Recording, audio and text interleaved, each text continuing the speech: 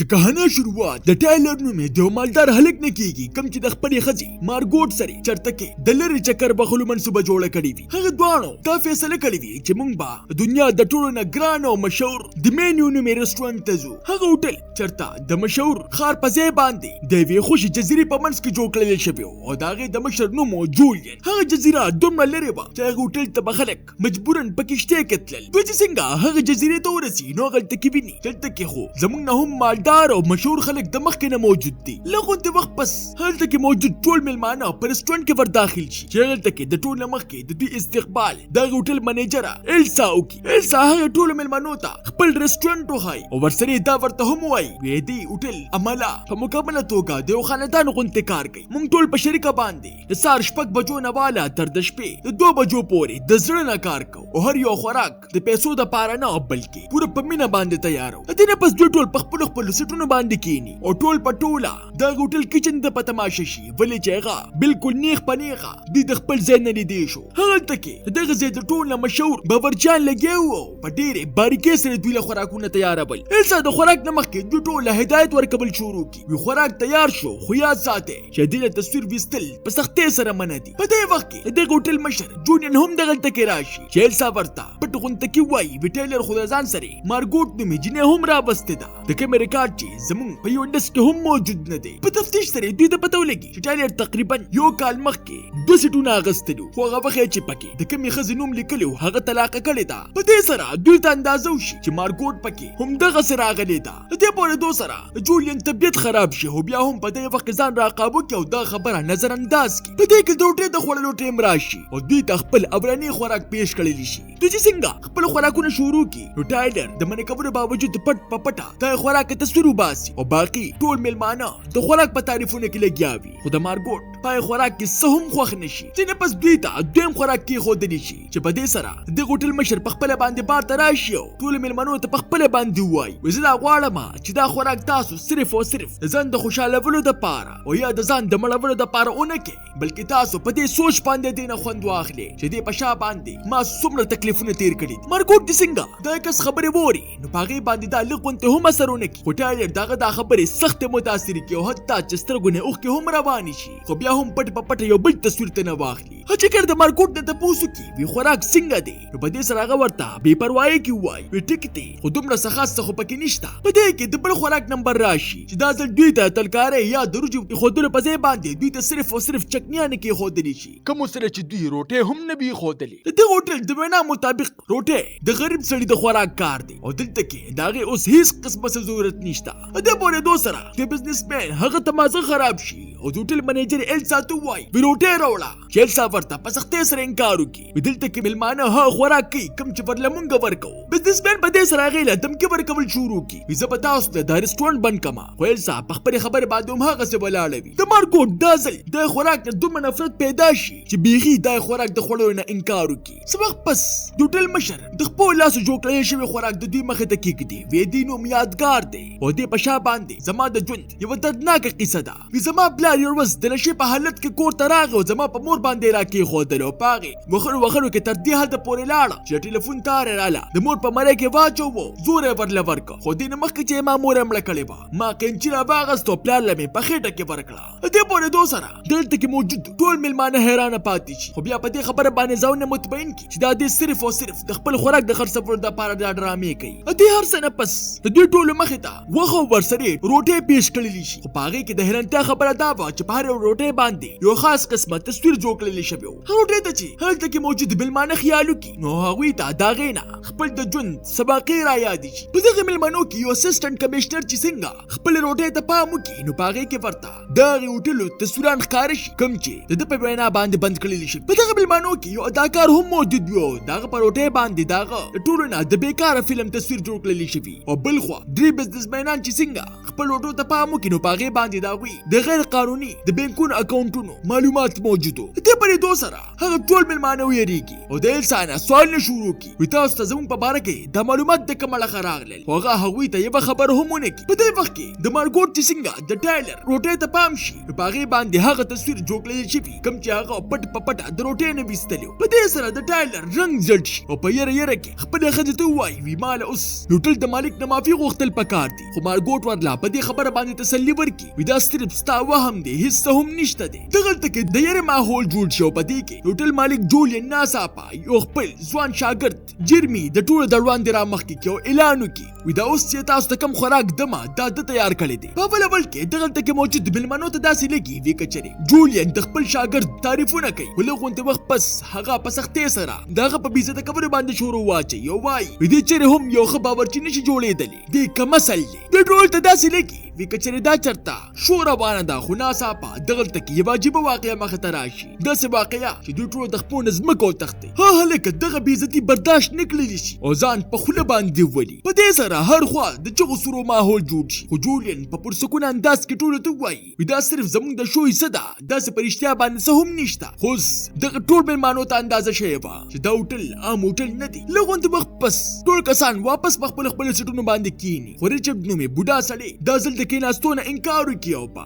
یره کې دغه ځای نه په تېښته شروع واچوي ایلسا د هغې د دربلو کوشش شروع کړي سر تاسو واپس په خپل ځای باندې کښېنئ خو هغه د کښېناستو ولی نه وي چې په دې سره ناڅاپه د رسټورنټ عمله دغه د قابو کولو دپاره په زوره باندې را دې خوا کړي او هغه ته سزا د ورکولو دپاره او د باقي مېلمنو د هېرولو دپاره ګوته ترې نه کټ کړي چې دې په لیدو سره د نورو مېلمنو په خپلو سترګو باندې یقین نه راځي دې نه پس جولین دې ټولو ته اعلان وکړي که دې ځای نه یا چا د تښتېدو کوشش وکړو یا زما خوراک ته چا خرابوي نو د هغه کس په داسې انجام وي چې هغه به دا سزا په سوچ کې هم ځان نه چېرته نه وي راوستی دغه دا خبرې دلته کې موجود د ټولو مېلمنو په زړه کې یره را پیدا کړي خو په حیرانتیا سره ټایلر هماغسې په خاموشۍ سره په خپل خوراک کې مصروفه وي داسې لګي چې هغه په دې وخت کې ښه پوره د خپل خوراک مزې یخلي لږ غوندې وخت پس جولین مارګوټ ځان له کچن ته راغواړي او هغې ته په سنجیدګۍ سره ووایي ته خو دلته کې زموږ مېلمانه نه یې ولې چې ستا نوم موږ سره یې په لیست کې نشته تا ته را پته شته چې دلته کې څوک هم راځي موږ هغوی له د خوراک د تیارولو دپاره څومره محنت کوو او دلته کې چې اوس څوک هم راغلي دي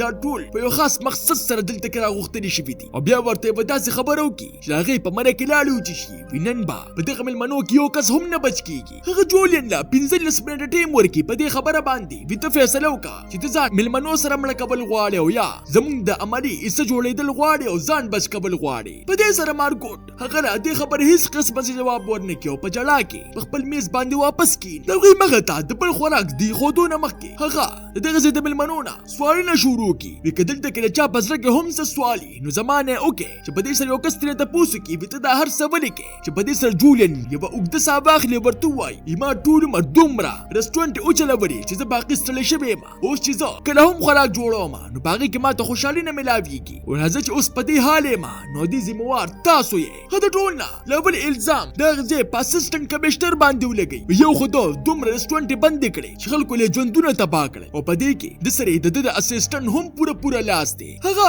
ریچارډو د هغه په ښځې پسې هم خبرې شروع کړي دوی څو ځله زما هوټل ته راغلي دي خو چېرې هم زما د خوراک چېرته د رښتیانو تعریف ونه کړو چې پسه سره ما ته خوشحالي میلاو شوې وه دوی دونه خوراکونه کړي دي او قسم ورله ورکړې چې دوی له زما د یو قسم خوراک نوم ورځي دې نه پس هغه د دوی مخې ته د خپل پارټنر ذکر وکړي د ما سره نیم په نیمه باندې د رسټورنټ کولو کړو خو لاله چې ورځ تر ورځې سیبا کېده چې زه به چې اوس مې تړلې ده اوس به ستاسو د وړاندې نه وژنم او همدغسې هغه د دوی د وړاندې په مزه مزه باندې اوبو ته ورښکته کړي او هم د دوی د مخې نه ترې څه وباسي په دې سره د دوی د زړه نه ټول شکونه ختم شي چې دا خو په رښتیا باندې د موږ ته پوره منصوبه جوړه کړې ده پوره 15 منټه پس جولین مارګوټ واپس خپل دفتر ته راغواړي او د هغې نه د ریچارډ په باره کې تپوس وکړي ستا د سره څه تعلق دی چې په دې سره مارګوټ ورته اخر ریښتې ووایي وی د اصل نوم ریچارډ نه بلکې ایرن دی او ما مخکې هم بلها کارونه ریچارډ سره کړي دي دې په ظاهره باندې او د دنیا په نظر کې یو شریف انسان دی خو په اصل کې دا یو پورا زندق کافر دی په دې کې د ټایلر نمبر راشي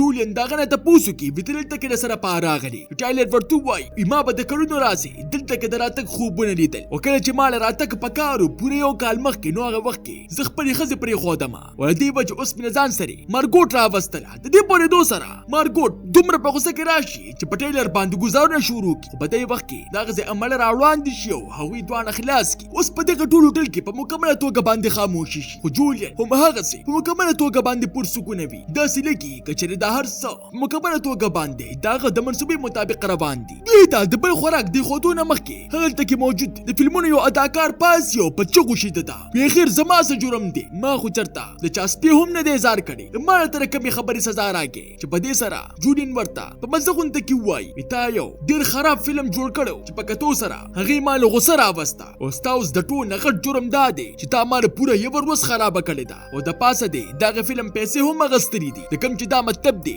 چې تا خپله فنکاري په پیسو باندې خرڅه کړې ده. په دې نه پس جولین مارګوټ واپس خپل دفتر ته راوغواړي او ورته ووایي ما سره د خوږو په تیارولو کې مرسته وکړه. هغه مارګوټ له چابي ورکړي ولاړه شه او د سټور نه یو ډبې راوړه. مارګوټ په خاموشۍ سره روانه شي خو سټور ته نه د جولین د ذاتي کور په اړخ باندې کوم چې بالکل دغه جزیرې په ګوټ کې موجود و. هلته کې په ور داخلېدو سره دې ته پکې یو بنده کمره په نظر راشي او چې څنګه دا په هغې کې د ورته کېدو کوشش شروع کړي نو په دې وخت کې ایلسا ناڅاپه راشي او په دې باندې حمله وکړي. په دې سره دغه دواړو په منځ کې جګړه شروع شي او د جولین ډېرې د لاسه مارګوټ دومره په یره کې راشي چې ایلسا هم په خپلې چړې باندې الاله کړي. په دې سره هغه لچ واخلي خو بیا هم خپل ځان راقابو کړي او د ایلسا په چابیانو باندې د جولین هغه خاص قسمه کمره کولو کړي. کمرې ته په ور داخلېدو سره د هغې نه د جولین د زندګۍ اندازه کېږي. دا څنګه دا کمرې په دیوالونو تصویرانو ته پام وکړي نو ګوري چې هغه په هر تصویر کې په غوسه کې دی. خو بیا یې څنګه د هغه د هلکانې تصویرانو ته پام شي نو پته ورته ولګي چې په ده باندې هم داسې یو وخت تېر شوی دی چې دی به هر وخت خوشحاله و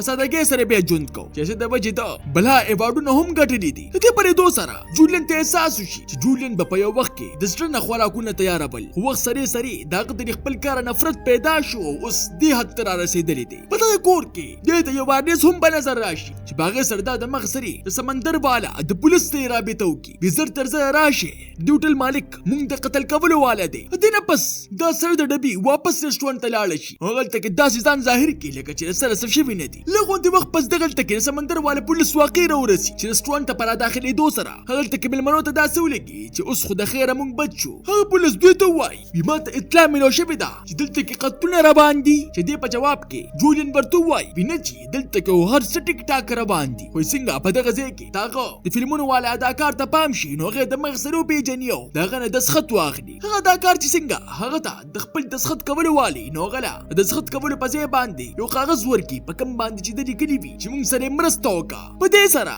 پولیس د مخ سره جولین ته تمانچه راواړي چې دې پرېدو سره هغلته کې موجود هر کس د سکون ساه واخلي او هر یو کس پولیس ته خپله خبره شروع کړي. خو لږ غوندې وخت پس دا حقیقت هم مخې ته راشي ولې چې هغه سره موجوده تمانچه نقلي وه او هغه کس پولیس نه بلکې د جولین خاص کس و. په دې سره دغه هوټل پوره عمله په دوی پورې په خندا شي او دې سره دغه مېلمنو اخري امیدونه هم مات شي. اوس هغه ټوله عمله د بل قسم د خوراک په تیارولو کې لګیا شي. خو څنګه هغه خوراک دوی د مارګوټ د وړاندې نه کېدي د هغې هغه بالکل هم خوښه نه شي او صفا جولین ته وایي دا دې لا څنګه خوراک تیار کړی دی. د جولین د ژوند اولنی ځل و چې چا د هغه د خوراک په ایماندارۍ سره تعریف وکړو. په دې سره هغه د مارګوټ نه تپوس وکړي ستا څه خوښ دی چې په دې سره هغه ورته ووایي زه اوس دا د نصیبه وږېمه او زه داسې څه څیز خوړل غواړم چې زر تر زره تیار شي. هر څه پرېږده بس داسې وکړه چې یو برګر راله تیار کړه. دې پورې سره جولین په مکمله توګه باندې خاموشه شو. بیا په دې خاموشۍ کې کچن ته لاړ شو په خپل لاسو باندې هغې له د برګر په تیارۍ کې لګیا شي. د برګر تیارولو په وخت کې د هغه ذهن ته